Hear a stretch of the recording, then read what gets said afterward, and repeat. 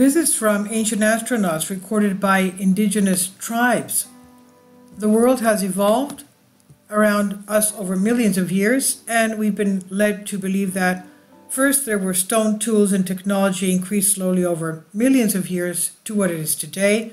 However, there are many stories from native cultures that go towards complicating what people have come to think of as truth.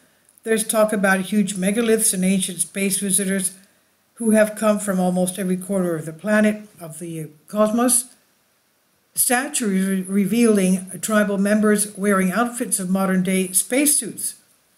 The talk came from some of the small islands in the Pacific, but they are not the only examples of primitive tribes showing huge admiration for foreign visitors.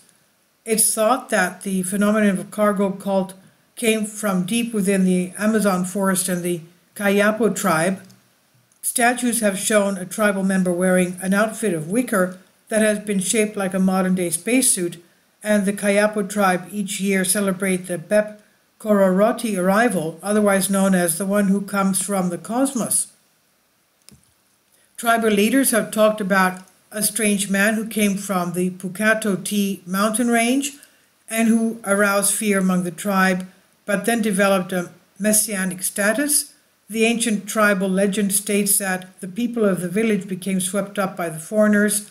This was said to be due to the beauty of his white skin and benevolence towards them. The foreigner was said to have taught them skills that were valuable, and he was far more intelligent than any of the members of the tribe. Spacemen left the tribe amid smoke clouds and thunder. Legend suggests that Bep Kororoti had an attack of madness one day, and he began to scream and would not let anyone close to him. The stranger then went to the foot of the mountain, and the tribe saw him escape to the heavens in an explosion that made everything shake around them. The story said that he disappeared in flame, smoke, and clouds and thunder, and the earth moved to the degree that saw the plants and trees being uprooted, and the jungle was destroyed. It was said that the animals from the jungle disappeared, and the tribe was left hungry with nothing to hunt. João Americo Peret, an ethnologist, interviewed the elders of an Aboriginal community in 1952, and they gave affirmation of the same story. The cargo cult was based around an actual being, and modern investigators began to wonder what type of person would go to the jungle Mato Grosso in a remote period wearing a spacesuit and being capable of magic. The Kayapo tribe said that the man could knock down an animal simply by touching it. The Bep Kororoti tribe did not seem to be the humanitarian-minded type that the Tana of Vanuatu tribe adored. Even stranger was the spacesuit design that was part of a memorial ceremony, as it did not exist in any space agency around the world. The departure of the astronaut amid smoke, light, and thunder does make one think about a modern jet engine. The Aborigines said that the propulsion was made by what they thought to be branches, and the ship was camouflaged in a tree. The legend suggests that the man from space sat in the special tree and then moved the branches. They also said that he made an explosion and the tree then disappeared. And the Dogon tribe from Mali had great knowledge about star systems. Mali is a country of Africa.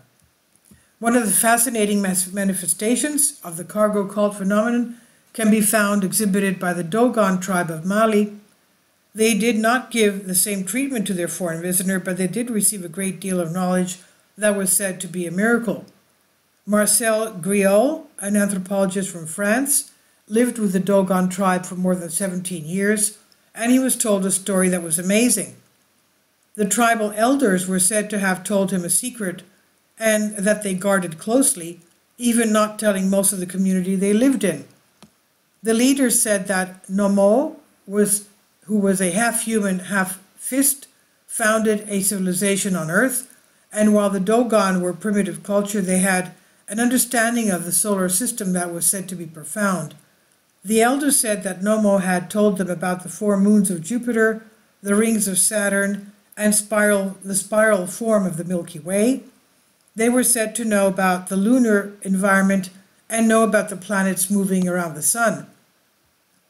The tribe elder knew about orbits, densities, and sizes of the stars in the Sirius system and gave confirmation about Sirius A, B, and C, along with knowing about things that science had only just recognized. It was not until 1995 that Sirius C was discovered. However, for hundreds of years prior, the Dogon tribe knew of its existence and understood it in details.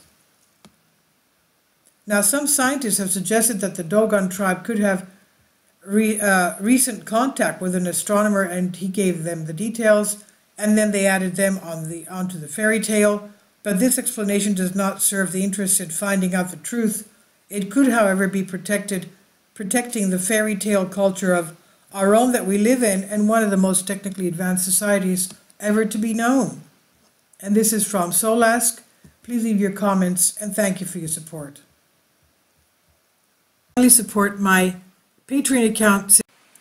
The daily posts are 5 videos daily, and they are totally different from what I have on my YouTube channel. Thank you so much for your support and that you find all my content so interesting. You'll find the Patreon account details in the description box below.